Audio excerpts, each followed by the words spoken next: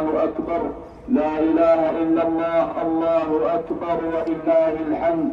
أما بعد عباد الله، أوصيكم ونفسي بتقوى الله، فتقوى الله أكرم ما أسررتم وأحسن ما أظهرتم.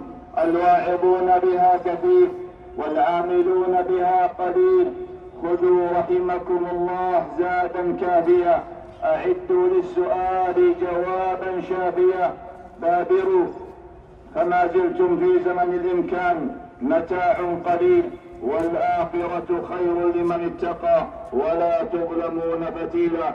الله أكبر، الله أكبر، لا إله إلا الله، الله أكبر ولله الحمد. هنيئا لكم هذا العيد، بارك الله يومكم المجيد، أدام الله عليكم السعد والسرور، أفاض عليكم بالعيد البهجة والحضور، تقبل الله منكم الطاعات، أدام عليكم المشقات، غفر الله ذنوبكم، أسعد بالخيرات قلوبكم، بلغكم صالح الأعمال، وفقكم الله جل وعلا لحسن الطاعة والعمل.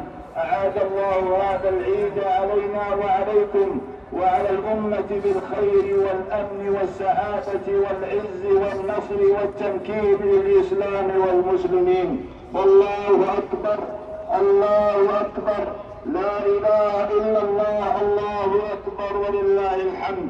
عباد الله، إن أعظم ما يحتاجه المسلم في كل حين وآن وفي كل زمن ومكان وعند انتشار الفتن وتأخر الزمن هو الثبات على دين الله وملازمة الاستقامة على سبيل الله، أن يلزم المسلم صراط الله المستقيم ومنهجه القويم، فمن وفق لكسبه واستمسك به فقد غنم وسلم، ومن حرمه فقد حرم. إن العبد لا يستغني عن تثبيت الله طرفة عين.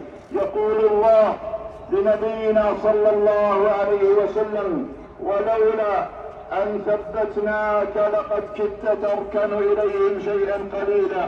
تثبيت الله للعبد يكون في قلبه ولسانه وجوارحه، تثبيت له في الدنيا وثبات في الآخرة، صبر عند البلاء ورضا بالقضاء، فلا يلقى النعمة إلا بالشكر والبلاء إلا بالحمد. فالله أكبر، الله أكبر، لا إله إلا الله، الله أكبر ولله الحمد. عباد الله، إن من أعظم وسائل الثبات توحيد الله وإفراده بالعبادة اعتقادا وقولا وعملا.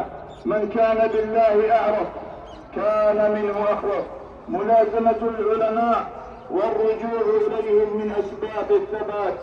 اللجوء إلى الله جل وعلا بكثرة الدعاء والانطراح بين يدي الله جل وعلا، فالعبد مفتقر إلى ربه في كل ساعة وحال، في تثبيته على الهداية وتبصره بها وازدياده منها.